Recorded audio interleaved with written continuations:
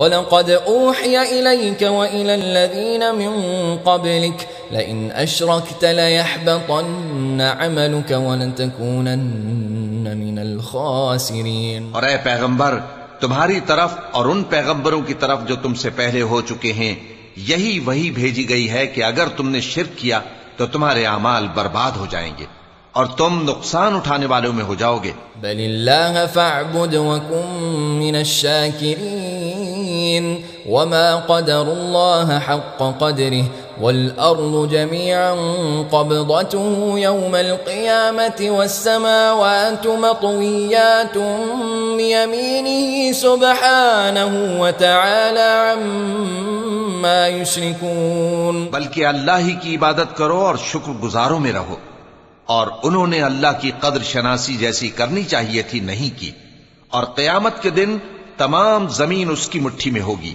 اور آسمان اس کے داہنے ہاتھ میں لپٹے ہوئے ہوں گے، اور وہ ان لوگوں کے شرک سے پاک ہے، بلند و برتر ہے۔ نحمده ونصلي على رسوله الكريم، اما بعد فاعوذ بالله من الشيطان الرجيم، بسم الله الرحمن الرحيم، رب اشرح لي صدري ويسر لي امري واحلل عقدة من لساني يفقهوا قولي۔ عقیدہ کا لفظ عربی زبان میں عقد سے ہے، اور عقد کا معنی گرہ، گانٹ، نوٹ۔ گانٹ کا کیا کام ہوتا ہے؟ دو چیزوں کو باندھنا۔ یہ لفظ دو چیزیں ایڈ کر لیجیے، دو چیزوں کو باہم مضبوطی سے باندھ دینا۔ جیسے نکاح کے لیے لفظ استعمال ہوتا ہے عقد، اس میں کیا ہوتا ہے؟ دو لوگ آپس میں باندھ دیے جاتے ہیں، ایک رشتے میں، رشتہ نکاح میں باندھ دیے جاتے ہیں، تو اس باندھنے کو کیا کہتے ہیں؟ عقد۔ ٹھیک ہے، تو گانٹ دو چیزوں کو باندھتی ہے، عقد باندھتی ہے۔ ہاں، جب اس کو باب فعیل پر لایا جاتا ہے تو یہ کیا بن جاتا ہے؟ فعیل کے وزن پر عقید۔ عقید فعیل کون سا صیغہ ہے؟ گڈ، مبالغہ کا۔ مبالغہ کا کیا معنی ہوتا ہے؟ بہت زیادہ مضبوطی سے باندھنا۔ عقد ویسے ہی مضبوط باندھنے کو کہتے ہیں، لیکن عقید کہتے ہیں زیادہ مضبوط گرہ، بہت ہی زیادہ اسٹرانگ کی ہوئی گرہ۔ ٹھیک ہے، لیکن اگر ہم لفظ عقید بولیں، آپ کا عقید کیا، اس کا عقید کیا، تو یہ جب آخر میں عقید آ جاتا ہے نا، یہ ہیوی ہے، ہیوی لیٹر ایک طرح سے، تو وہ بولنے میں بھاری ہو جاتا ہے۔ اس لیے عربوں کے ہاں ایک قاعدہ ہے کہ جب کوئی لفظ بولنے میں بھاری ہوتا ہے تو اینڈ پہ کیا بڑھا دیتے ہیں؟ تائے مربوطہ۔ تو اس لیے عقیدہ ہو گیا، یہ عقید سے کیا بن گیا؟ عقیدہ۔ جب یہ عقیدہ بنا تو کیا معنی ہے اس کا؟ بہت ہی پکی مضبوط گرہ۔ یہ لفظی معنی کے حد تک عربی میں، عربی زبان میں اگر اس کو تھوڑا ڈائسیکٹ کریں تو عقیدہ میں آپ کرتے کیا ہیں؟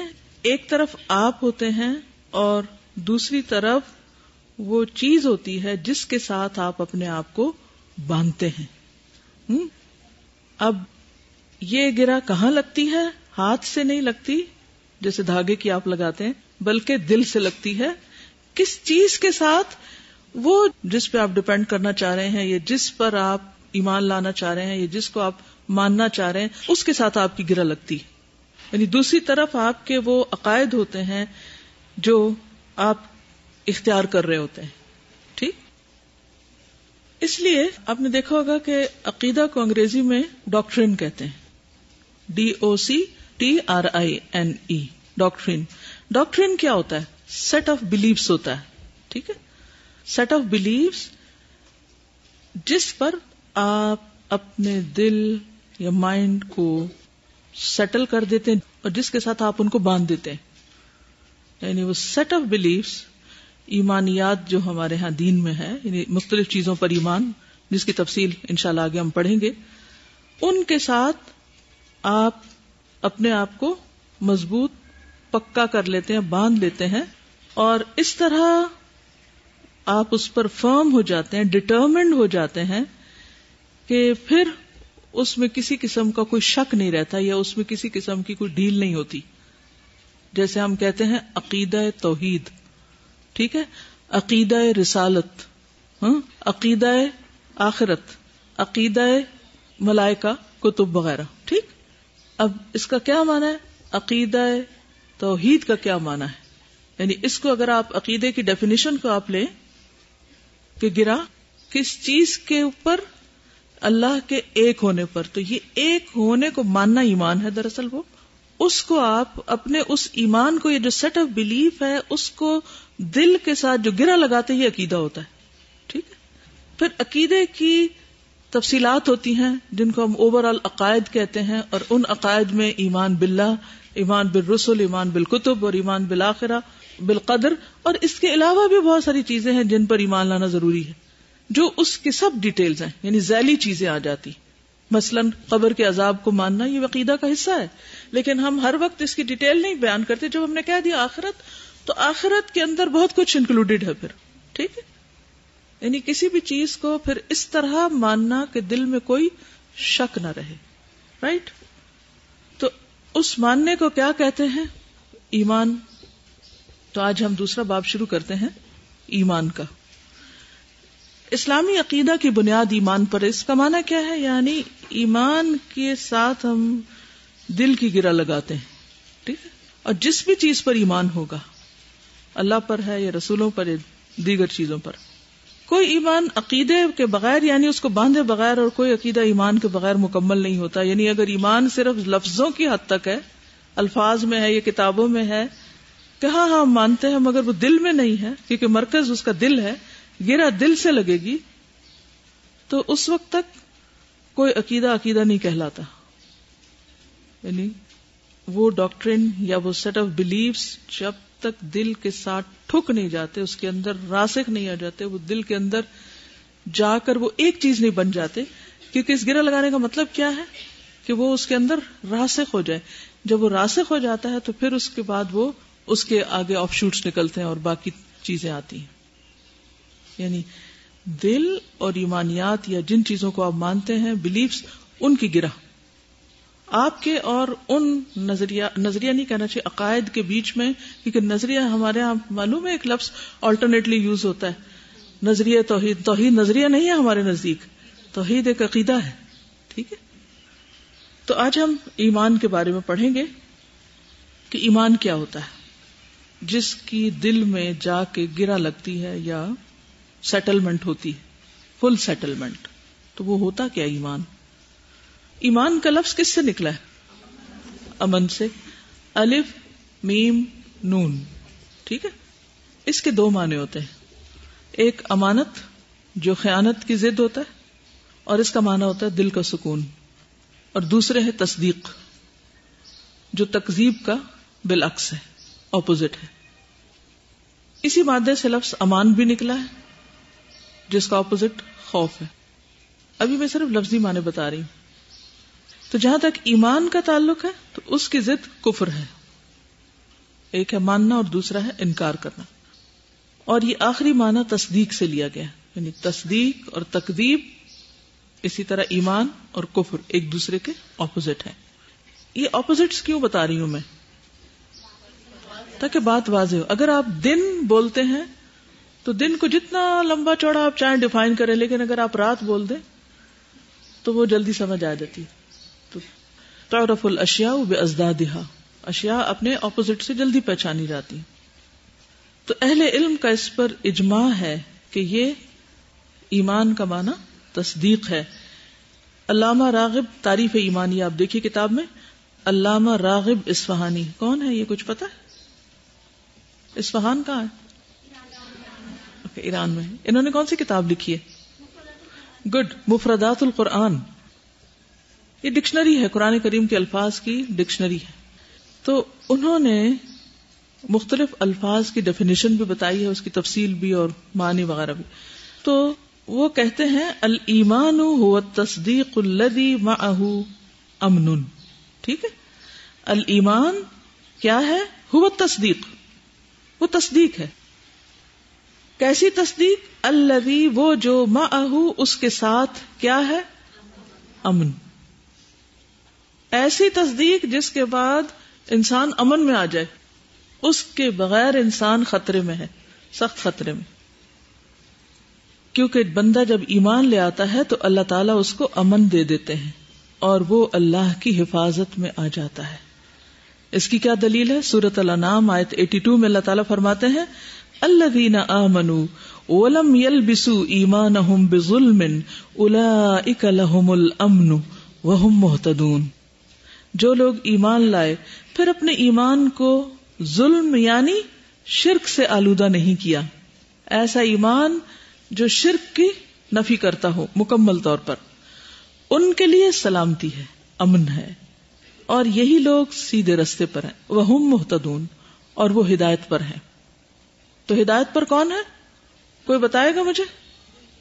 کون ہے ہدایت پر؟ جو ایمان لا کر شرک نہ کرے وہ لوگ ہدایت پر بھی ہیں اور امن میں بھی ہیں. ٹھیک ہے. تو جو اللہ کی تصدیق کرتا ہے اس کو کیا کہتے ہیں؟ مومن کہتے ہیں. وہ کون ہوتا ہے؟ مومن. تو اس نے جب تصدیق کر دی تو پھر اس نے اقرار کر لیا، وہ مطیع فرما بھی ہو گیا، یعنی اس نے بات بھی مان لی، اور ہر اس شخص کو امان دے دی جو اس جیسا مومن تھا. اس کے مال، جان، خون، عزت کو حلال نہ سمجھا. تو ایسا شخص، اس نے جس کو امان دی وہ بھی مومن، وہ خود بھی امن میں. اسی معنی میں نبی صلی اللہ علیہ وسلم کا ارشاد ہے، جب آپ سے پوچھا گیا کہ مومن کون ہے؟ ایمان لانے والا، لیکن وہ ہے کون؟ تو آپ نے فرمایا من امن جارہ بوائقہ، جس کا پڑوسی اس کے شر سے محفوظ ہو، وہ مومن ہوتا ہے. ٹھیک. تب آپ دیکھیے کہ ایمان صرف زبانی باتوں کا نام نہیں ہے، بلکہ اس کی عملی تصدیق ضروری ہے. کہ دل میں پیدا ہونے والی سوچ کو پھر انسان عملی جامہ پہنائے. کیا کہا میں نے؟ دل میں جو سوچ پیدا ہو، جو یقین آئے، پھر وہ دل کی حد تک نہ رہے بلکہ وہ اس کے عمل میں ڈھل جائے اور نتیجتاً وہ خود اس کا فائدہ اٹھائے. یعنی مومن کون؟ جو ایمان لائے. اور جو ایمان لائے اس کا فائدہ کیا ہے کہ وہ امن میں آ جاتا ہے. جب وہ خود بھی امن میں آتا ہے تو وہ دوسروں کو بھی امن دیتا ہے، دوسرے لوگ بھی اس سے امن میں رہتے ہیں. جو دوسروں کو امن دیتا ہے وہ الٹیمیٹلی پھر خود امن میں آ جاتا ہے. تو یہ ہے ایمان کا سرکل. اس کو ایک سرکل سے بھی آپ واضح کر سکتے ہیں.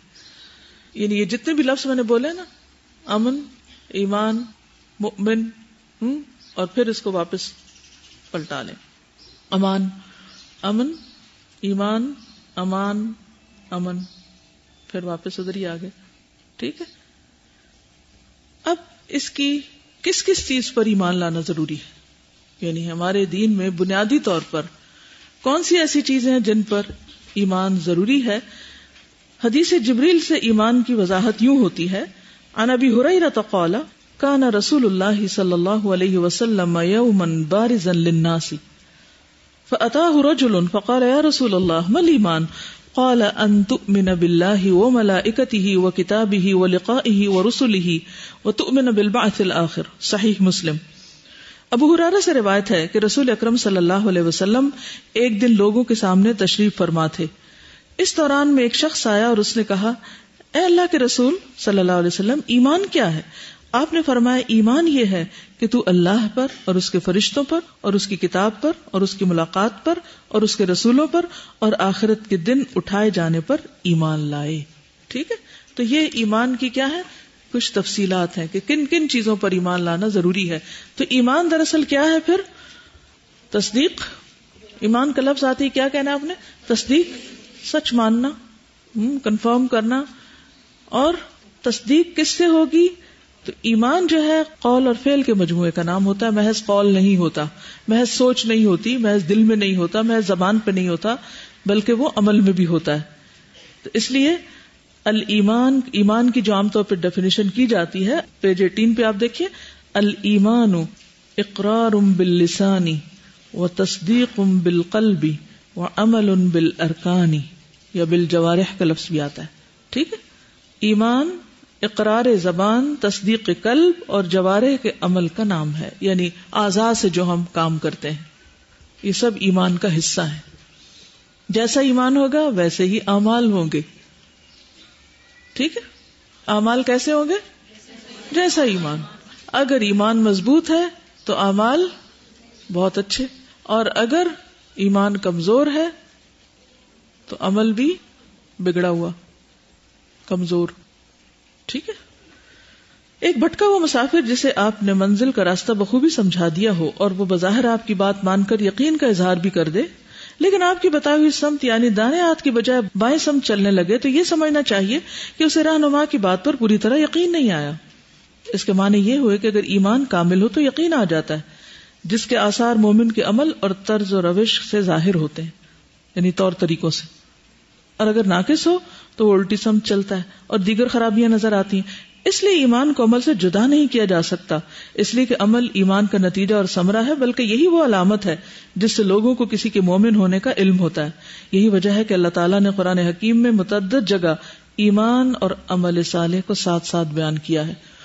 تو کل مجھے ایک آیت چاہیے جس میں ایمان اور عمل صالح کو ساتھ ساتھ بیان کیا گیا ہو. اب آپ یہ آیت کہاں سے نکالیں گے؟ قرآن مجید سے نکالیں گے.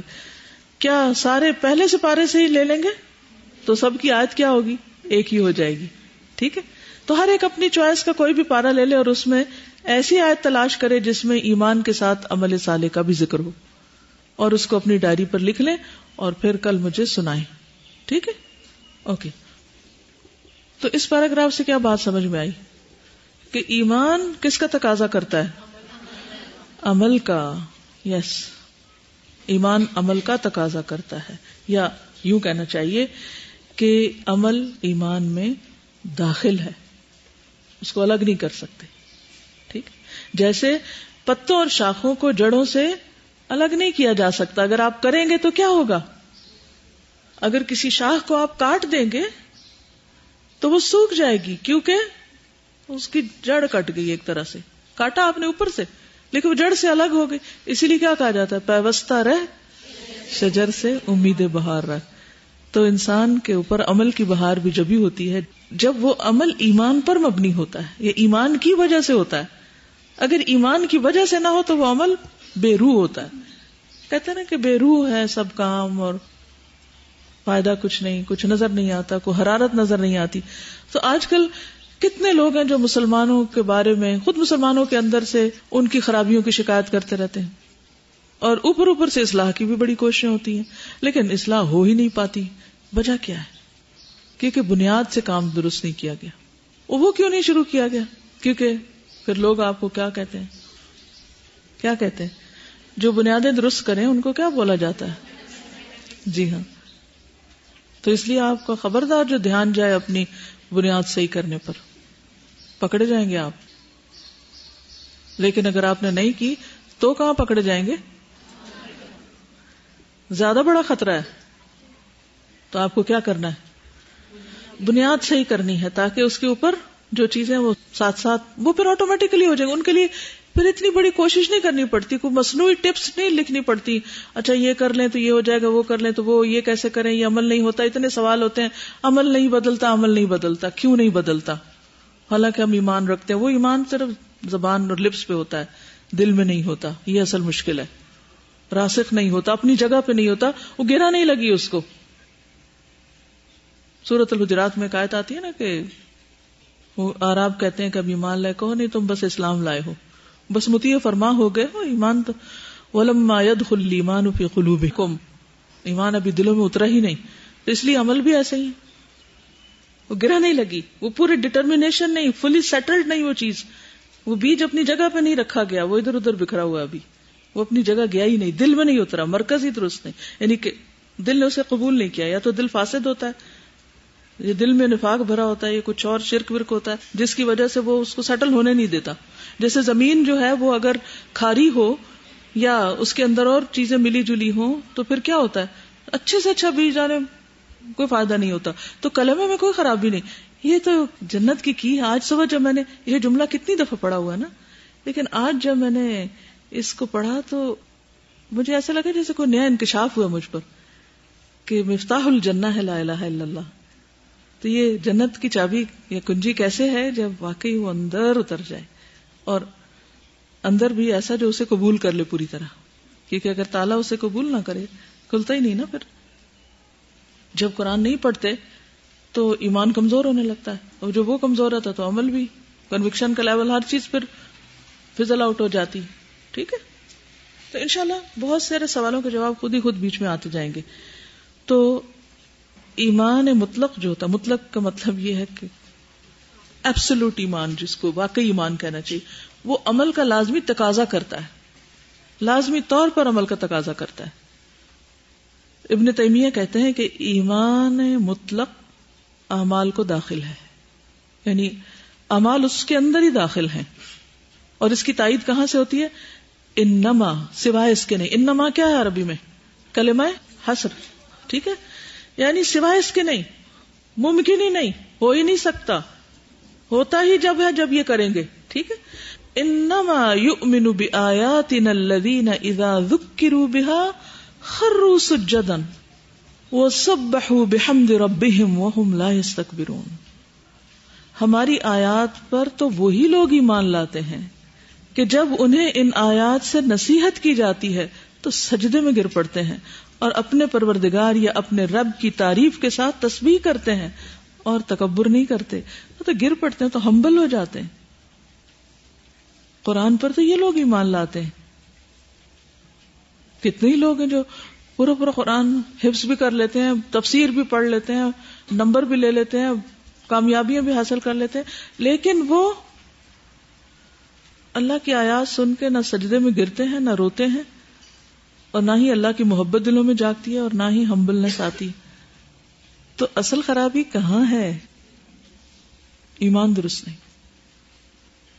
اس کے برعکس اللہ تعالیٰ نے ان لوگوں کے ایمان کی نفی کی ہے کہ جس شخص کو قرآن کی نصیحت کی جائے اور پھر وہ اس پر عمل نہ کرے.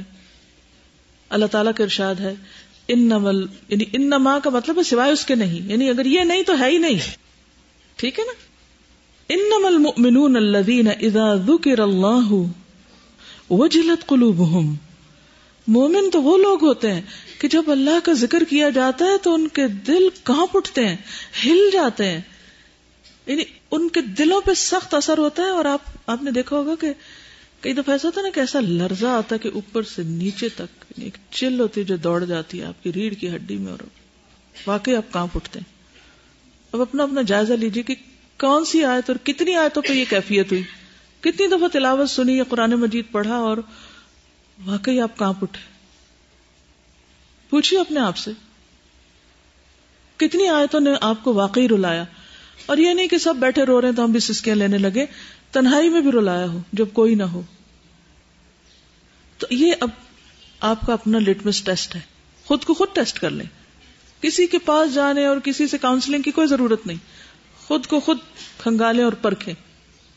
کیا قرآن میرے دل پہ اثر کرتا ہے؟ کیا میرے رونگٹے کھڑے ہوتے ہیں؟ کیا میرا دل ہل جاتا ہے؟ کیا دل کانپتا ہے میرا؟ اور کیا میرے اندر تکبر کی نفی ہو گئی ہے؟ کیا میں ہمبل ہو چکا ہوں؟ اور اگر نہیں ہوا تو پھر یہ کیا ہو رہا ہے؟ اینی سبجیکٹ، اینی بک، کوئی بھی چیز جیسے آپ پڑھ رہے ہیں یہ بھی پڑھ رہے ہیں. یہ تھی سورۃ الانفال آیت نمبر 2. ایک اور آیت میں آتا ہے وَلَوْ كَانُوا يُؤْمِنُونَ بِاللَّهِ وَالنَّبِيِّ وَمَا أُنزِلَ إِلَيْهِ مَا اتَّخَذُوهُمْ أَوْلِيَاءَ. اگر وہ اللہ پر، نبی پر اور جو کچھ اس کی طرف نازل کیا گیا یعنی قرآن مجید پر ایمان لاتے تو ان کو دوست نہ بناتے. کن کو؟ ایسے لوگوں کو کہ جو ایمان نہیں لاتے. پھر ان کے لیے وہ محبت نہ ہوتی ان کے دلوں میں، کیونکہ اللہ کے ساتھ محبت کس چیز کا تقاضا کرتی ہے؟ کہ ہمیں ان چیزوں سے محبت ہو جن سے اللہ محبت کرتا ہے، اور جن چیزوں سے اللہ تعالیٰ محبت نہیں کرتے ہماری بھی ان سے کوئی محبت نہ ہو. تو ایک دم فرق ہو جاتا ہے، یعنی محبت نفرت کے پیمانے بدل جاتے ہیں. پھر اسی طرح عمل میں کیسے تبدیلی آتی ہے؟ نبی صلی اللہ علیہ وسلم نے فرمایا لا یزنی الزانی حین یزنی وہو مؤمن. زانی جس وقت زنا کرتا ہے وہ مومن نہیں ہوتا، ایمان دل سے نکل چکا ہوتا ہے. اور لا یؤمن من لا یأمن جارہ بوائقہ، وہ بھی مومن نہیں ہوتا جس کے پڑوسی اس کی اذیتوں سے محفوظ نہیں ہوتے.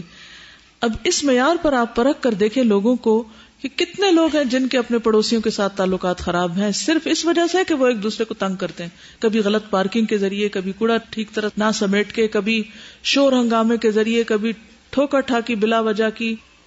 کتنے اسباب ہو سکتے ہیں کہ جس میں لوگ اپنے پڑوسیوں کو، اپنے کولیگز کو، اپنے ساتھیوں کو تکلیف دے رہے ہوتے ہیں. کیسی کیسی ہوتی ہے تکلیفوں کو بتائے گا؟ غور کیا کیجئے، مشاہدہ کیا کیجئے کہ ہو کیا رہا ہے.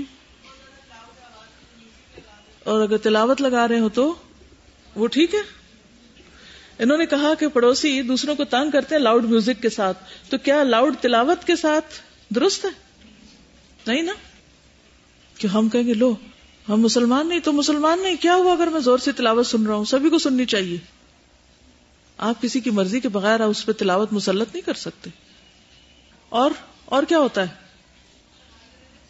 اتنی کثرت سے پانی استعمال کرنے لگے یا ایسی موٹریں لگا دی کہ ساروں کا حصے کا پانی خود ہی کھینچ کے رکھ لیا اور دوسروں کو مصیبت میں چھوڑ دیا. اب اگر آپ ہی کے گھر میں کوئی ایسا کر رہا ہے تو کیا آپ اسے روک سکتے ہیں؟ کیونکہ منکر ہے یہ. دس از ناٹ رائٹ.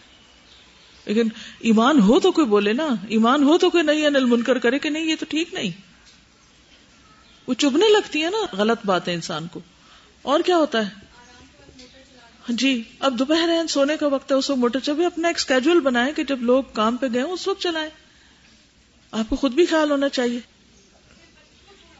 جی ہاں، اپنے بچوں کو ان کے گھر بھیج دینا اور وہ خوب ہنگامہ کریں. اوپر والے پورشن میں رہتے ہیں اور وہ اتنا اچھل کود کرتے ہیں اور فرنیچر گھسیٹتے ہیں اور احساس نہیں ہوتا، اور دن کو بھی کیا اور رات کو بھی کیا کہ نیچے والوں کا معلوم نہیں کیا حال ہو. آپ میں سے یعنی سوچنے کا بس طریقہ بتانا مقصود تھا. آپ میں سے ہر ایک کے پاس ایک ایک مثال ہوگی کہ جس کے ذریعے آپ کو اذیت پہنچی یا آپ نے کسی کو پہنچائی.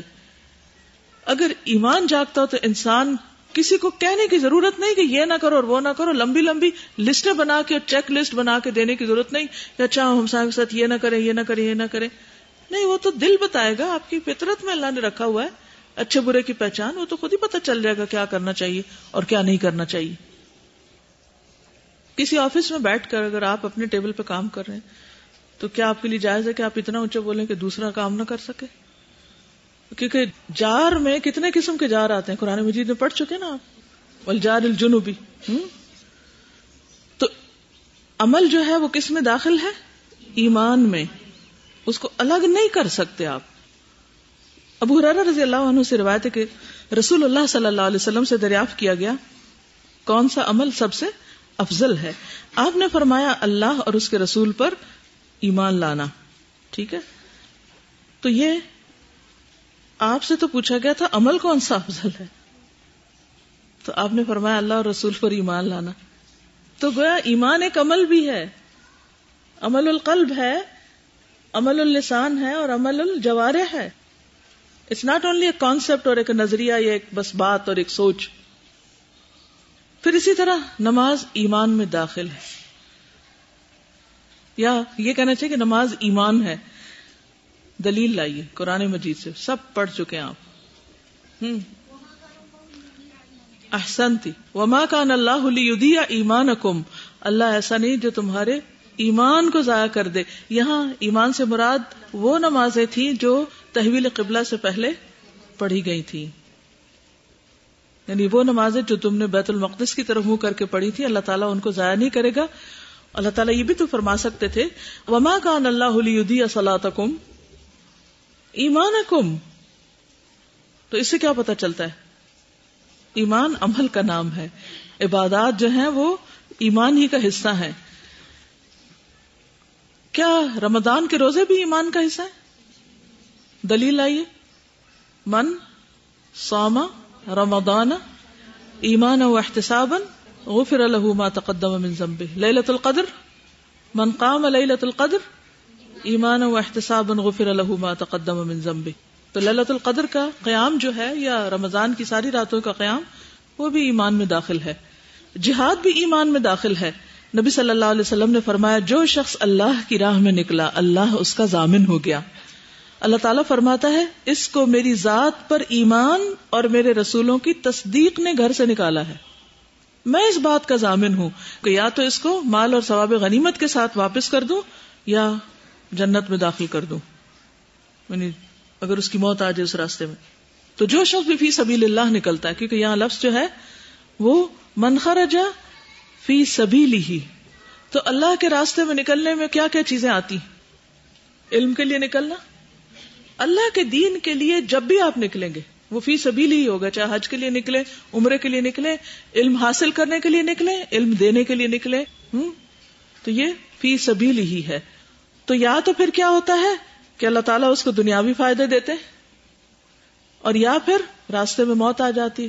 تو من سلک طریقا یلتمس فیہ علما سہل اللہ لہ طریقا الی الجنہ.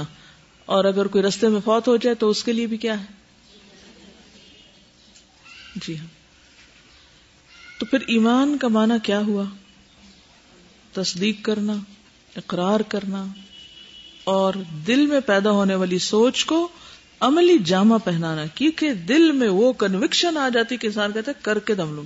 پچھلے دنوں میں دبئی میں تھی تو الحمدللہ بہت سارے اسکالرس کے ساتھ سیٹنگز ہوتی رہی، تو میں اس میں صرف بیٹھ کے چپ کر کے سنتی، دیکھتی اور سیکھتی رہتی تھی کہ لوگ کیا سوال کرتے ہیں اور جواب کیسے آتا ہے، اور اگر اس جگہ میں ہوں تو میں کیسے جواب دوں. تو ایک اسی طرح کی مجلس تھی جس میں بہت سارے ینگسٹرز تھے، پیرنٹس بھی تھے، ینگسٹرز بھی تھے. تو ایک اسکالر سے کسی نے سوال کیا کہ میں میوزک چھوڑنا چاہتا ہوں، کس طرح چھوڑوں، مجھے طریقہ بتائیں. خیر انہوں نے جو بھی بتایا وہ اپنی جگہ، لیکن اس وقت میں نے سوچا کہ اگر یہ سوال مجھ سے کیا جائے تو میں کیا کہوں گی. میں اس سے پوچھوں گی کیا واقعی تم چھوڑنا چاہتے ہو؟ کیا واقعی تم چھوڑنا چاہتے ہو؟ تمہیں یقین ہے کہ یہ درست نہیں جو میں کر رہا ہوں؟ اگر واقعی تم چھوڑنے میں سچے ہو اور تمہارا اس بات پر یقین ہے کہ یہ جو میں کر رہا ہوں یہ غلط ہے اور اس سے میرے گناہوں میں اضافہ ہو رہا ہے، تو کسی اسکالر سے پوچھنے کی ضرورت ہی نہیں ہوگی. یہ جان لینا ہی کافی ہے کہ یہ کرنے کا کام نہیں، کیونکہ انما الاعمال بالنیات.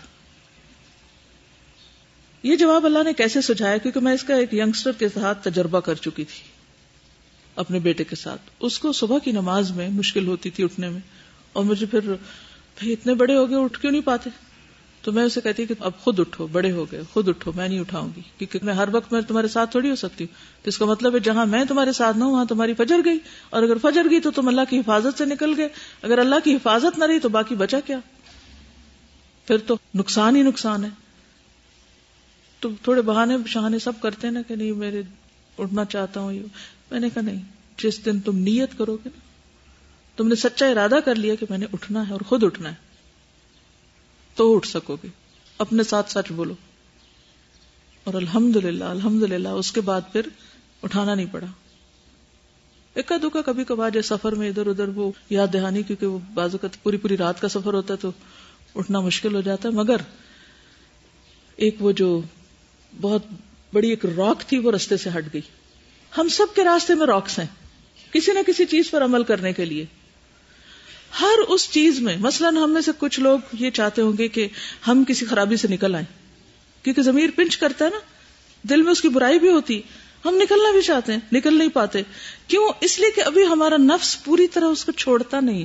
ہم اس کو لینا بھی چاہتے ہیں اور ہم اس کو چھوڑنا بھی چاہتے ہیں. ہم خود بیچ میں ہوتے ہیں. جس دن ہم نے فیصلہ کر دیا نو میں نے چھوڑنا ہے، یہ لو، پھر مشکل نہیں. صحابہ کرام نے شراب کیسے چھوڑی تھی؟ فیصلہ کر لیا تھا نا کہ چھوڑنی ہے. تو کسی بھی چیز میں جب آپ اللہ سے مدد مانگ کے فیصلہ کر لیتے ہیں نا کہ نہیں کرنا، پھر آپ نہیں کرتے، یا کرنا ہے کر کے چھوڑنا ہے. یہ دیکھیں نا، آپ کرنا ہے، ڈٹرمنیشن، یہ عقیدہ ہے آپ کا. یہی تو گرہ لگائی آپ نے کہ نہیں کرنا ہے، اس کے بغیر تو گزارا ہی نہیں. تب جو اللہ کے راستے میں نکلتا ہے. اب جیسے علم حاصل کرنے کے لیے آپ نکلے ہیں، آپ میں سے کچھ لوگ اپنی جاب چھوڑ کے آئیں گے، کوئی کیریئر چھوڑ کے آئیں گے، گھر بار چھوڑ کے آئیں گے، کوئی ہو سکتا ہے بچے چھوڑ کے آیا ہو، معلوم نہیں کس کس قربانی کے ساتھ لوگ پہنچتے ہیں. تو وہ کیسے نکلے؟ یہ جو اس حدیث میں بات آئی نا کہ جو اللہ کے راستے میں نکلا اللہ اس کا ضامن ہو گیا، کیونکہ اس کو اللہ تعالیٰ فرماتے ہیں میری ذات پر ایمان اور میرے رسولوں کی تصدیق نے نکالا ہے. اس کو پتہ ہے اللہ کا وعدہ سچا ہے، اگر میں اللہ کے راستے میں نکلوں گا اللہ میری ہر چیز کی حفاظت کرے گا. اور جب یہ کنوکشن نہیں ہوتی، یہ تصدیق نہیں ہوتی، یہ ایمان نہیں ہوتا، تو انسان 100 بہانے کرتا ہے، 100 بہانے. یعنی پتہ تو ہمیں بہت سی باتوں کا ہوتا ہے کس کو نہیں پتا؟ لیکن وہ کیا یقین کی حد تک پتا ہوتا کہ سچ چاہیے. جس چیز کو سچ مان لیا پھر اس کے بعد نہیں مشکل ہوتی. پھر اپنا اندر یہ ایک جج بھی ہوتا ہے نا کہ اچھا کیا یا نہیں کیا. بعض چیز ہوتی ہیں کریں کہ نہ کریں. تو لوگ اکثر مجھ سے بھی پوچھتے ہیں, آپ سے بھی پوچھتے ہوں گے کہ آپ کو موٹیویشن کہاں سے ملتی ہے؟ کیونکہ ہم ہر وقت دوسروں سے موٹیویشن چاہتے ہیں. کوئی آئے, کوئی اچھا سا لیکچر دے, کوئی ایسا بندہ ہو انسپائرنگ جو ہمیں موٹیویٹ کر دے. وہ کب تک آپ کسی کے محتاج رہیں گے؟ تو سیلف موٹیویٹڈ کیسے ہو سکتے ہیں آپ؟ اس کے لیے کیا کرنا ہوگا؟ دیکھیے, سیلف موٹیویشن آتی ہے کہ جب آپ نیکی کرتے ہیں اور اس پر آپ کا دل خوش ہوتا ہے اور آپ کو ایک سرور اور ایک سکون حاصل ہوتا ہے, تو پھر آپ اس کو اور کرنا چاہتے ہیں. بالکل ایسے ہی جیسے آئس کریم کھا کے جب آپ کو مزہ آتا ہے تو پھر آپ کیا کرتے ہیں؟ اور کھانا چاہتے ہیں. پھر اس وقت تک اور کھانا چاہتے ہیں جب تک آپ کا دل خراب نہ ہو جائے. تو کوئی بھی چیز جس کو کر کے آپ کو مزہ آنے لگتا ہے تو آپ کا دل چاہتا ہے کہ آپ اور کریں. یہ ہوتی ہے سیلف موٹیویشن. اب دو طرح کے دل ہوتے ہیں نا. کچھ لوگوں کو شر میں لطف آتا ہے, ان کے بگڑے ہوئے دل ہوتے ہیں تو ان کو مزہ بھی بگاڑ والے کاموں میں آتا ہے, تو ان کی موٹیویشن اس کے لیے بہت تیز ہوتی ہے. وہ ہر قیمت پر بے حیا ہو کر ہر ایک کو پیچھے چھوڑ کے وہ کام کر لیتے ہیں, چاہے وہ 100 ڈانٹے پڑے ان کو چونکہ اس میں مزہ. تو کچھ لوگوں کو ٹیسٹ تبدیل ہو جاتا ہے, ٹوٹل تبدیل. اب ان کو اس میں مزہ نہیں آتا, ان کو صرف خیر کی چیزوں میں مزہ آتا. وہ ہر وقت لک فارورڈ کرتے ہیں کہ اچھی چیز سننے کو ملے, پڑھنے کو ملے, دیکھنے کو ملے, کرنے کو ملے. ان کے اندر کا ایمان ایسا جاگ رہا ہوتا ہے کہ وہ دوڑ رہے ہوتے ہیں, اچھا یہ کام کریں, یہ کریں, یہ اچھا یہ کام کر لیتے ہیں. وہ سو بھی رہے ہوتے ہیں تو ان کو اسی قسم کے خیالات آ رہے ہوتے ہیں کہ اچھا اب یہ کرنا ہے, ایسا کرنا ہے, ویسا کرنا ہے. تو یہ بہت ساری چیزیں آپ کے دل سے تعلق رکھتی ہیں. نبی صلی اللہ علیہ وسلم سے ایک آدمی نے پوچھا کہ ایمان کیا ہوتا ہے؟ ایمان کیا ہوتا ہے, کیسے پتا چلے ایمان ہے کہ نہیں؟ فرمایا اذا سرت کا حسنتک وساءت کا سیئتک فانت مؤمن. جب تمہیں اپنی نیکی سے خوشی ہو اور اپنی برائی بری لگے تو تم مومن ہو. اور اگر نیکی کر کے کوئی مزہ ہی نہیں آیا تو کیا آگے موٹیویشن ہوگی؟ برائی کر کے کوئی دل پہ چبھن ہی نہیں ہے, دل مردہ ہے, ضمیر مردہ ہے, کیا کریں گے آگے؟ کچھ بھی نہیں. پھر اگلی بات ہے کہ ایمان میں کمی بیشی. بندہ مومن کے ایمان میں حالات اور واقعات کی وجہ سے کمی بیشی ہوتی رہتی ہے. ٹھیک ہے, ایمان میں کمی بیشی ہوتی رہتی ہے. یہ بڑی اہم بات ہے سمجھنے کی. جیسے ہم کلاس روم کے اندر یہ قرآن پڑھ کر موٹیویٹڈ ہوتے ہیں یا ہمارا ایمان وہ پہاڑ کی چوٹی تک چلا جاتا ہے, وہ ہر جگہ نہیں ہو سکتا, اوپر نیچے ہوتا, فلکچویشن ہوتی ہے اس میں. ٹھیک ہے, لیکن یہ کس وجہ سے ہوتی ہے؟ ریزن اور اسباب کیا ہوتے ہیں؟ حالات اور واقعات کی تبدیلی, ماحول کی تبدیلی, آپ کے اپنے اعمال میں کمی بیشی. اسی مناسبت سے عمل میں بھی, اور یہی وہ بات ہے جس کی تائید قرآن مجید سے ہوتی ہے. ارشاد باری تعالیٰ ہے وَإِذَا تُلِيَتْ عَلَيْهِمْ آيَاتُهُ زَادَتْهُمْ ایمانا, سورۃ الانفال آیت نمبر 2. جب اللہ کی آیات ان کے سامنے پڑھی جاتی ہیں تو ان کا ایمان بڑھ جاتا ہے. اچھا, بہت سے لوگ کہتے ہیں ایمان کا لیول ڈاؤن ہے, کیا کرنا چاہیے؟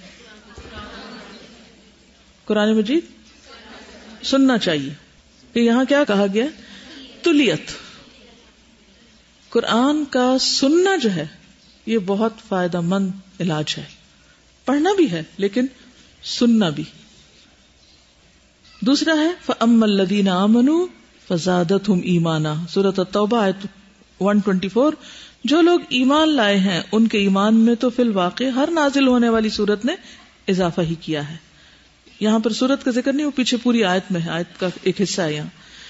یعنی جب قرآن کا کوئی نیا حصہ وہ پڑھتے ہیں تو ان کے ایمان میں اور اضافہ ہو جاتا ہے, اور اضافہ ہو جاتا ہے. سورۃ الاحزاب 22 میں فرمایا وَمَا زَادَهُمْ إِلَّا إِيمَانًا وَتَسْلِيمًا. اس واقعے نے ان کے ایمان اور ان کی سپردگی کو اور زیادہ بڑھا دیا. کس واقعے نے؟ ہاں, اللہ اور رسول کے وعدے کا سچ ہونا. دیکھیے کہ جیسے اللہ کے وعدے سچے ہیں, وَمَنْ أَصْدَقُ مِنَ اللَّهِ قِيلًا. میں نے ابھی جو اپنی ریکارڈنگز کی ہیں ان میں ایک اس آیت پہ بھی کی ہے وَلَنْ يُخْلِفَ اللَّهُ وَعْدَهُ. اللہ اپنے وعدے کے خلاف ہرگز نہیں کرے گا. یعنی اللہ نے جو جو وعدے ہم سے کیے ہیں, یعنی اس کو ایک ٹاپک بنایا اللہ کے وعدے, وہ اس سے کبھی بھی نہیں پھرے گا. وہ اپنے وعدوں میں سب سے بڑھ کے سچا ہے.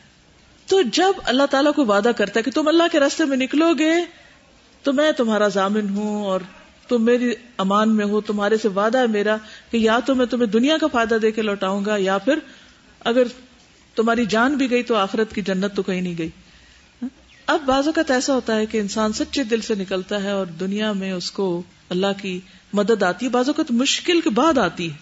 یہ بھی یاد رکھیے وَعْلَمْ أَنَّ النَّصْرَ مَعَ الصَّبْرِ، صبر کے ساتھ، یعنی مشکل. ایسا نہیں کہ اللہ تعالیٰ نے کہا کہ تم کو یہ ملے گا اور بغیر کسی محنت مشقت کے وہ ہماری جھولی میں آ گرے.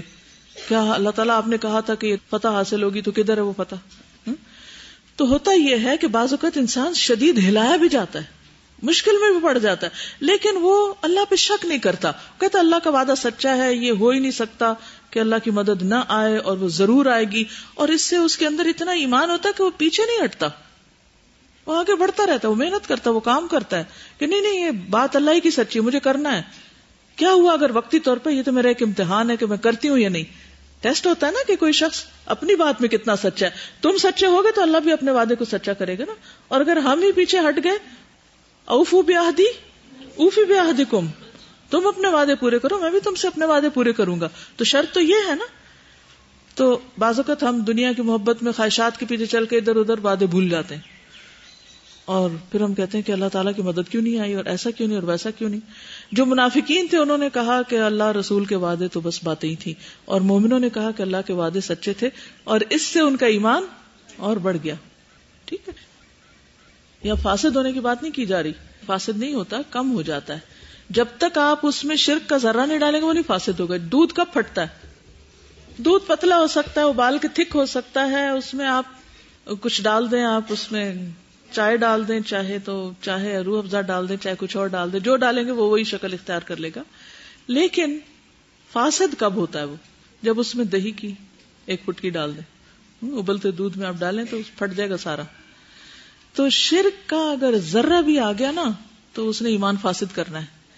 لیکن اگر شرک نہیں ہے تو حالات کی تبدیلی سے اوپر نیچے ہوگا، کبھی کم ہوگے، کبھی آپ سستی محسوس کریں گے، کبھی وہ چیز ہوگی. تو یہاں کمی بیشی، اوپر نیچے ہونا مراد ہے، فاسد ہونا مراد نہیں. ایمان کی کمزوری یا کمی سے عمل میں کمی آ جاتی، سستی آ جاتی ہے. لیکن ایمان میں جو خرابی ہے اس کی وجہ سے پھر ہر چیز بگڑ جاتی، وہ جڑیں گل جاتی ہیں نا پھر ایک درخت کی، تو پھر پھل نہیں آتے اس کے.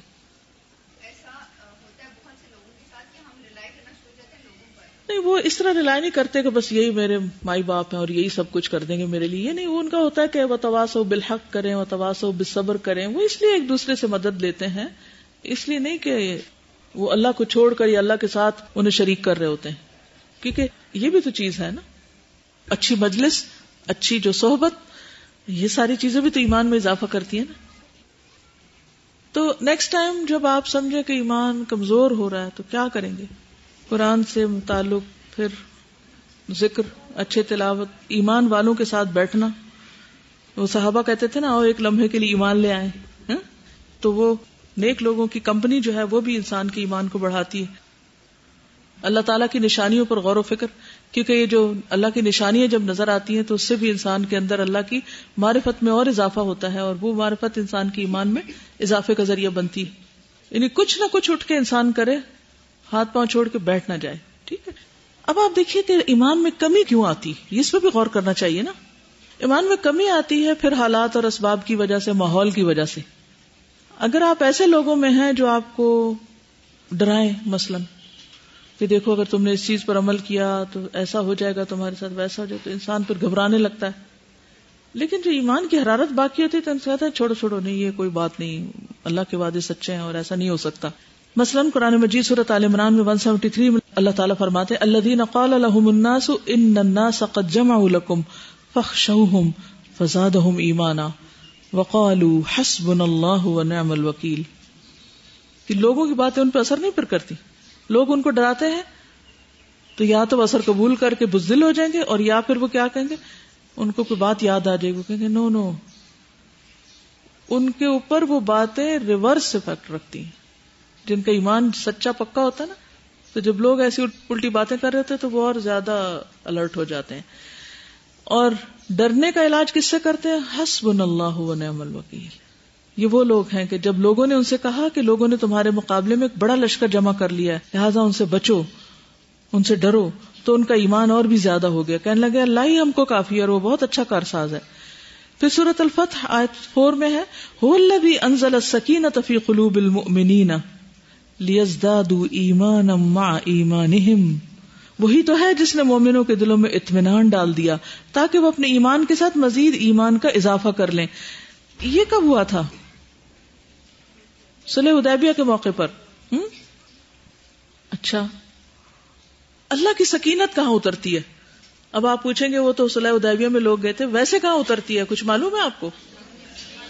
علم کی مجلسوں میں سکینت اترتی ہے، اسی لیے سو بھی جاتے ہیں، کبھی قلم ہاتھ سے چھوٹنے لگتے ہیں. جی، تو یہ کون ڈالتا ہے سکینت؟ اللہ ڈالتا ہے نا. اور اس سے کیا ہوتا ہے؟ پھر ایمان اور بڑھ جاتا. مثلا آپ آئے بھاری قدموں، تھکے ماندے، بیزار، آپ آ کے بیٹھے، آپ نے قرآن سنا، آپ نے اللہ کی بات سنی، آہستہ آہستہ وہ ساری تھکاوٹ اتر گئی اور آپ نہائے دھوئے گئے ایمانی طور پر، روحانی طور پر، اور اینڈ آف دا ڈے آپ اٹھے تو کیسے اٹھے؟ ایک نئے جذبے کے ساتھ، ایمان کے ساتھ، کیونکہ سکینت آپ کے دل میں، آپ کو لطف آیا. اور یہی چیز لوگوں کو دوبارہ اور کھینچ لاتی ہے، پھر جائیں. وہ کئی اور اٹریکشنز ہوتی ہیں، انسان کہتا ہے جب بعد میں کر لیں گے، وہ چلو پھر چلتے ہیں، کیونکہ ان کو کچھ ملتا ہے. پھر اسی طرح سورۃ المدثر آیت 31 میں آتا ہے وَمَا جَعَلْنَا أَصْحَابَ النَّارِ إِلَّا مَلَائِكَةً وَمَا جَعَلْنَا عِدَّتَهُمْ إِلَّا فِتْنَةً لِلَّذِينَ كَفَرُوا لِيَسْتَيْقِنَ الَّذِينَ أُوتُوا الْكِتَابَ وَيَزْدَادَ الَّذِينَ آمَنُوا إِيمَانًا. ہم نے دوزخ کے محافظ فرشتوں ہی کو بنایا اور ان کی تعداد کو وہ 19 والی جو تھی کافروں کے لیے آزمائش بنا دیا تاکہ اہل کتاب کو یقین آ جائے اور ایمان والوں کا ایمان زیادہ ہو جائے. اس کے پیچھے بھی ایک واقعہ ہے، سورۃ المدثر کی تفسیر میں پڑھا ہوگا آپ نے کہ جب آپ نے بتایا کہ جہنم پر 19 فرشتے مقرر تھے، مذاق اڑانے لگے کفار، تو اس کا جواب ہے کہ ایمان والوں کا ایمان اور بڑھ گیا. یعنی ایک ہی بات جس کا ایمان اچھا ہوتا ہے اس کے ایمان میں اضافہ کر دیتی ہے، اور جو بگڑا ہوا ہوتا ہے، خراب منافق ہوتا ہے، اس کو اور زیادہ ڈاؤن لے جاتی. تو ایمان کیا ہوا؟ قول اور عمل یزید و ینقص. اب تک ہم نے یہ بات پڑھی. پہلے حصے میں کیا پڑھا تھا؟ ایمان قول اور عمل دونوں میں ہوتا ہے، اور ایمان کم بھی ہوتا ہے اور زیادہ بھی ہوتا ہے، بڑھتا بھی ہے اور گھٹتا بھی ہے. عمر بن عبدالعزیز نے عدی بن عدی کو لکھا، ایمان کے اندر کتنے ہی فرائض اور عقائد ہیں، حدود ہیں، مستحب اور مسنون باتیں ہیں جو سب ایمان میں داخل ہیں. پس جو ان کو پورا کرے اس نے اپنا ایمان پورا کر لیا، اور جو پورے طور پر ان کا لحاظ رکھے نہ ان کو پورا کرے اس نے اپنا ایمان پورا نہیں کیا. پس اگر میں زندہ رہا تو ان سب کی تفصیلی معلومات تم کو بتاؤں گا تاکہ تم ان پر عمل کرو، اور اگر میں مر گیا تو مجھے تمہاری صحبت میں زندہ رہنے کی خواہش نہیں. انشاءاللہ آپ شعب الایمان پڑھیں گے، ایمان کی شاخیں کتنی ہیں اور کون کون سے کام ایمان میں داخل ہیں. اور بخاری جنہوں نے پڑھی ہے یا پڑھ رہے ہیں انہوں نے بھی دیکھا ہوگا کہ کتاب الایمان جو ہے اس میں کتنے ہی اعمال ایسے ہیں جن کو ایمان کا حصہ بتایا گیا ہے. سوال ہے کیا ایمان پرانا ہو جاتا ہے؟ حدیث سنائی تھی آپ کو. جی ہاں، کیا تھی حدیث؟ ان الایمان لا یخلق فی جوف احدکم کما یخلق الثوب فاسألوا اللہ ان یجدد الایمان فی قلوبکم. ایمان تمہارے پیٹوں میں اسی طرح پرانا ہو جاتا ہے جیسے کپڑا پرانا ہو جاتا ہے باہر جسم پہ. یعنی سو تم اللہ تعالیٰ سے سوال کیا کرو کہ وہ تمہارے دلوں میں ایمان کی تجدید کرتا رہے، اللہ تمہارا ایمان تازہ کر دے. تو یہ دعا کرنی ہے آپ نے. کیا جب محسوس ہو کہ پرانا ہو گیا تو کیا کریں؟ یا اللہ نیا کر دے. السلسلۃ الصحیحہ 1585. جوف کا لفظ آیا نا، فی جوف احدکم، تو جوف جو ہے خلا، خالی جگہ پہ آتا ہے، ٹھیک ہے، یعنی کیوٹی جیسے آتا ہے. تو سینہ جو ہے وہ کس طرح سے کیوٹی ہے، دل اس کے اندر ہے، تو سینے کے اندر ہے، تو یہ سارا حصہ جو ہے نیچے تک. اسی لیے وہ جو حدیث ہے نا جس میں فرمایا کہ حیا کرو اللہ تعالیٰ سے جس طرح حیا کہا کہ، تو لوگوں نے کہا ہم حیا کرتے ہیں، تو آپ نے فرمایا نہیں، حیا یہ کہ تم سر اور جو کچھ اس کے اندر ہے اس کی حفاظت کرو، اور پیٹ اور جو کچھ اس کے اندر ہے. تو پیٹ میں پھر کھانا پینا، شرمگاہ، دل، یہ ساری چیزیں مراد لی جاتی ہیں، یعنی دلوں کے خیالات اور ہر چیز.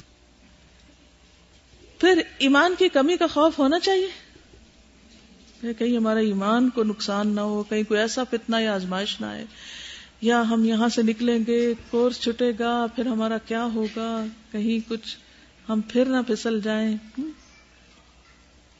ہونا چاہیے کہ نہیں ہونا چاہیے؟ ہونا چاہیے.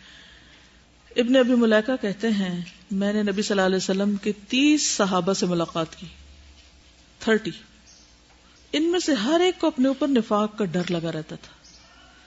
ان میں کوئی یوں نہیں کہتا تھا کہ میرا ایمان جبریل اور میکائیل کے برابر ہے. کوئی یہ نہیں کہتا تھا کہ میرا ایمان ان کی طرح ہے، فرشتوں کے ایمان کی طرح. ہر ایک کو ڈر لگا رہتا تھا. تو ہمیں ڈرتے رہنا چاہیے، یعنی مسلسل واچ کرنا چاہیے اپنے دل کی حالت کو. ذرا سا بھی نیچے ہو تو فوراً دیکھنا چاہیے کیوں ہوا ایسے، یہ ہوا کیوں. ہر وقت اپنے اوپر آنکھیں خود لگائے رکھیں کہ کیا ہو رہا ہے، مجھے کیوں ہو رہا ہے، کیا چیزیں بڑھاتی ہیں، کیا چیزیں گھٹاتی ہیں، کون سی ایسی چیز کی کہ وہ گھٹ گیا. بی پی تو ہم ہر وقت چیک کرے رہتے ہیں، شوگر تو ہر وقت چیک کرتے ہیں کہ مر نہ جائیں. تو ایمان کی چیکنگ ہوتی کوئی نہیں کہ اوپر جا رہا ہے کہ نیچے جا رہا ہے. دل کا حال کیا ہے، یہ کون کرے گا آپ کے لیے بتائیے؟ صرف ہم خود کر سکتے ہیں، کوئی نہیں ہماری مدد کر سکتا اس میں کہ وہ ہمیں بتائے دیکھو تمہارا ایمان نیچے جا رہا ہے، یا پرانا ہو گیا، یا کم ہو گیا، یا نفاق کے دائرے میں داخل ہو رہا ہے. اسی لیے ہم دیکھتے ہیں کہ صحابہ آپس میں ایمان کو بڑھانے کی فکر کرتے تھے. تو حضرت معاذ نے کہا ایک مرتبہ، بخاری کی روایت ہے، اجلس بنا نؤمن ساعہ. ایک صحابی سے کہا کہ آؤ ایک لمحے کے لیے بیٹھو تاکہ ہم ایمان لے آئیں، یعنی ایمان کی باتیں کریں. تو ون آن ون اگر مجالس موجود نہ ہو تو گھر والوں کے ساتھ، اپنے ہسبینڈ کے ساتھ، بچوں کے ساتھ، بہن بھائیوں کے ساتھ، جو بھی ہو ان کے ساتھ ایک ایسا ریلیشن شپ بلڈ کریں کہ جس میں آپ ایمان کی کوئی نہ کوئی بات ضرور کریں. یعنی میک شور کہ دن میں ایک مرتبہ اپنے قریبی عزیز پیاروں کے ساتھ کوئی نہ کوئی ایسی بات ضرور ہو جس سے آپ کا ایمان جاگتا رہے، اس کو غذا ملتی رہے. اچھا، ہم عام طور پر ان کے ساتھ یہ تو ضرور شیئر کرتے ہیں اداس ہو رہے ہیں اور دل بے چین ہو رہا ہے اور دل لگ نہیں رہا اور ایسا ہو رہا ہے اور ویسا ہو رہا ہے. کبھی یہی کہا ہے کہ دل میں کچھ ایمان کی کمی محسوس ہو رہی ہے. آپ کبھی کہیں نا ان سے کہ کوئی ایسی بات سنائی ہم کو کہ ہمارا ایمان بڑھے، چلے کوئی ایسا کام کرتے ہیں کہ ایمان میں اضافہ ہو. یہ ہماری گفتگو میں نہیں ہے کیونکہ ہم صحابہ تو نہیں ہے نا. لیکن ہمیں بھی کہا کہ فَإِنْ آمَنُوا بِمِثْلِ مَا آمَنْتُمْ بِهِ فَقَدْ اهْتَدَوْا، جیسا تم ایمان لائے ویسا ایمان لاؤ گے تو ہدایت پاؤ گے. تو ہم وہ ہیں نہیں، لیکن ہمیں چلنا انہی کے رستے پر ہے. کون کون سے اعمال ایمان میں کمی کا باعث بنتے ہیں؟ مثلا ہر غلط کام، لیکن خاص طور پر زنا. ٹھیک ہے، کیونکہ حدیث میں آتا ہے نا، بخاری کی حدیث ہے کہ زانی جس وقت زنا کرتا ہے مومن نہیں ہوتا، شراب پینے والا جب شراب پیتا ہے مومن نہیں ہوتا، چور جب چوری کرتا ہے مومن نہیں ہوتا، لوٹ مار کرنے والا مومن نہیں ہوتا جب وہ لوٹ مار کر رہا ہوتا ہے اور لوگوں کی نظریں اس کی طرف اٹھی ہوتی ہیں. ڈاکو مراد ہے جب وہ ڈاکہ ڈال رہا ہوتا ہے. یہ تو تھی ظاہری خرابیاں. وہ کون سی باطنی خرابیاں ہیں جو ایمان میں کمی کا باعث بنتی ہیں؟ حسد، بخل. یس، یہ نظر نہیں آتے نا. نبی صلی اللہ علیہ وسلم نے فرمایا لا یجتمعان فی قلب عبد الایمان والحسد. کسی بندے کے دل میں ایمان اور حسد دو چیزیں اکٹھی نہیں ہوتی. حسد بھی ایمان کو کھانے لگتا ہے. اس لیے اپنے اوپر فوراً نظر رکھے. کسی کی خوبی، کسی کی تعریف، کسی کی ترقی کی بات سن کر آپ کو کیا ہوتا ہے؟ اگر آپ کو برا لگ رہا ہو یا آپ کا دل خراب ہونے لگے تو فوراً اپنے آپ کو 2-4 لگائیں کہ یہ تو بہت بڑی گڑبڑ ہے تمہارے اندر. مثلا استاد نے کلاس میں ایک طالبہ کی تعریف کر دی تو کیا ہوتا ہے؟ کسی ایک کی تعریف کرنے کا کیا مطلب یہ ہے کہ دوسروں کی بدتعریفی ہوگی؟ ایک کا شکریہ ادا کرنے کا مطلب یہ ہے کہ دوسروں کی ناشکری کر دی؟ نہیں، ہر ایک کا اپنا مقام ہے. تو جب کبھی ایسی کوئی کیفیت دل میں آئے تو فوراً اپنا جائزہ لیں کہ کہاں کھڑے. اسی طرح ایک اور حدیث میں آتا ہے لا یجتمع شح و ایمان فی قلب رجل مسلم. مسلم شخص کے دل میں شح کس کو کہتے؟ دل کی تنگی، بخل اور حرص، لالچ، ان کا مجموعہ جو ہے وہ شح کہلاتا ہے. یہ بھی ایمان کے ساتھ اندر نہیں رہتے. یعنی جب یہ چیزیں آتی تو ایمان خود بخود کمزور ہونے لگتا ہے. جب ایمان کمزور ہوتا ہے تو پھر نیکی کے کرنے کے جذبے سب ڈھیلے پڑنے لگتے ہیں اور انسان اپنے مقصد سے غافل ہو جاتا ہے. اور اگر یہ چیزیں دین کی خدمت کرنے والوں کے اندر آ جائیں تو پھر کیسی کیسی خرابیاں ہوتی ہیں. ہاں کیسی خرابیاں ہوتی ہیں یا نہیں ہوتی کوئی؟ کبھی آپ نے دیکھی, محسوس کی دین پڑھنے پڑھانے اور دین کی خدمت کرنے والوں کے اندر؟ بالکل, جن کو وہ سکھاتے ہیں ان کے اندر بھی وہ چیز نہیں جاتی. خود ہمارے بچوں کے اندر وہ چیز نہیں جاتی. وہ سارا سپریڈ آؤٹ ہو جاتا ہے, وہ وائرس کی طرح پھیل جاتا ہے. اندر کی خرابی لیکن وائرس سب میں چلا جاتا ہے. پچھلی قومیں اسی سے برباد ہوئی تھی. بنی اسرائیل میں تباہی اسی وجہ سے آئی تھی کہ ان کے اندر یہ خرابیاں پیدا ہوئی تھی. پھر اسی طرح نبی صلی اللہ علیہ وسلم کی محبت میں کمی ایمان میں کمی کا باعث ہو جاتا ہے. نبی صلی اللہ علیہ وسلم نے فرمایا تم میں سے کوئی شخص مومن نہ ہوگا جب تک میں اسے, اس کے والد, اس کی اولاد اور تمام لوگوں سے زیادہ محبوب نہ ہو جاؤں. پھر اسی طرح ڈبل سٹینڈرڈز یہ ایمان میں کمی کا باعث بنتے ہیں. نبی صلی اللہ علیہ وسلم نے فرمایا تم میں سے کوئی شخص مومن نہ ہوگا جب تک اپنے بھائی کے لیے وہ نہ چاہے جو اپنے نفس کے لیے چاہتا ہے. یعنی اپنے لیے کچھ اور پیمانہ, دوسروں کے لیے کچھ اور. اس کے برعکس کچھ ایسے اعمال ہیں جو ایمان کی تکمیل کرتے ہیں اور ایمان کو بڑھاتے ہیں, جس میں یقین و بالآخرۃ ہم یوقنون, یعنی کوئی بھی چیز جس سے یقین میں اضافہ ہو ایمان کو بڑھاتا ہے. ابن مسعود نے کہا الیقین الایمان کلہ, بخاری کتاب الایمان میں آتا ہے. پھر ہر کام اللہ کے لیے کرنا, یہ بہت زبردست, بلکہ اس کو نمبر 1 پہ رکھنا چاہیے.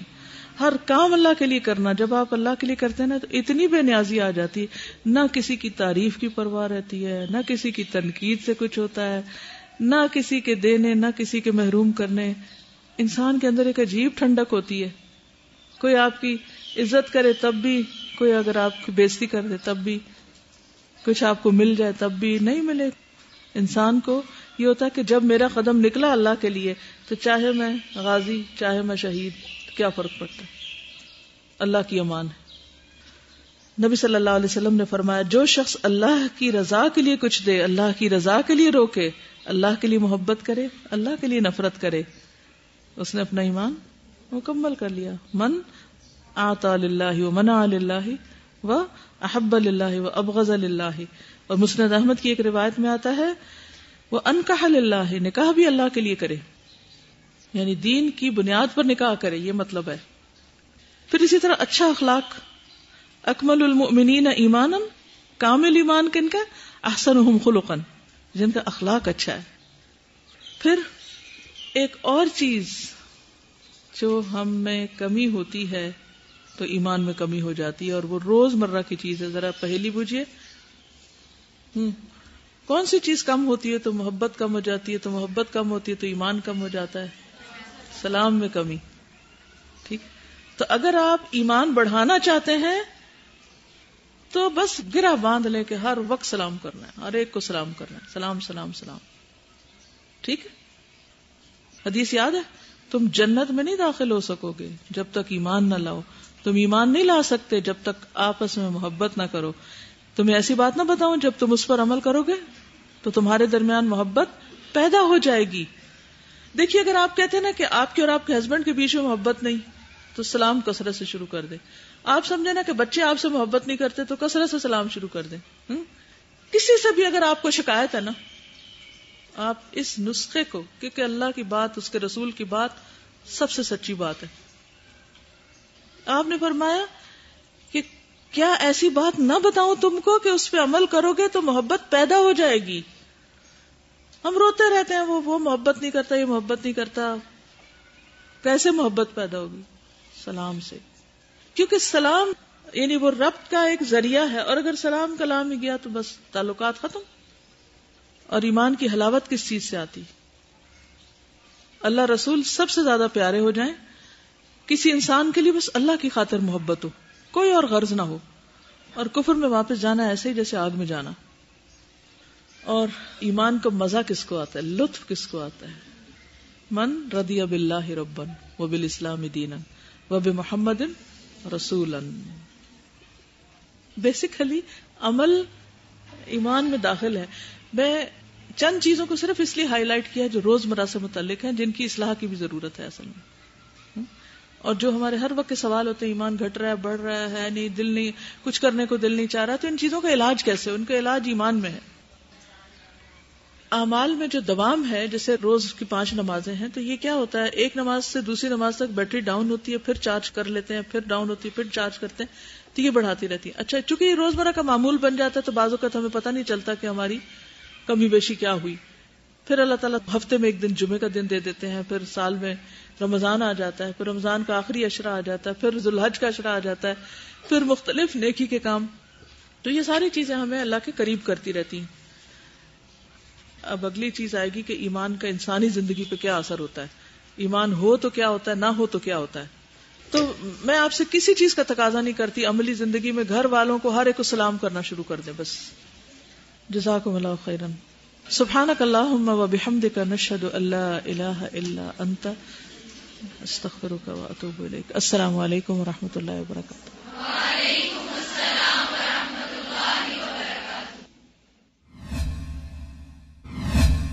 وَلَقَدْ أُوحِيَ إِلَيْكَ وَإِلَى الَّذِينَ مِن قَبْلِكَ لَئِنْ أَشْرَكْتَ لَيَحْبَطَنَّ عَمَلُكَ وَلَتَكُونَنَّ مِنَ الْخَاسِرِينَ۔ اور اے پیغمبر، تمہاری طرف اور ان پیغمبروں کی طرف جو تم سے پہلے ہو چکے ہیں یہی وہی بھیجی گئی ہے کہ اگر تم نے شرک کیا تو تمہارے اعمال برباد ہو جائیں گے اور تم نقصان اٹھانے والوں میں ہو جاؤ گے۔ بل اللہ فاعبد وکن من الشاکرین وما قدر اللہ حق قدره والارض جميعا قبضته يوم القيامة والسماوات مطويات بيمينه سبحانه وتعالى عما يشركون۔ بلکہ اللہ ہی کی عبادت کرو اور شکر گزاروں میں رہو، اور انہوں نے اللہ کی قدر شناسی جیسی کرنی چاہیے تھی نہیں کی، اور قیامت کے دن تمام زمین اس کی مٹھی میں ہوگی اور آسمان اس کے داہنے ہاتھ میں لپٹے ہوئے ہوں گے، اور وہ ان لوگوں کے شرک سے پاک ہے، بلند و برتر ہے۔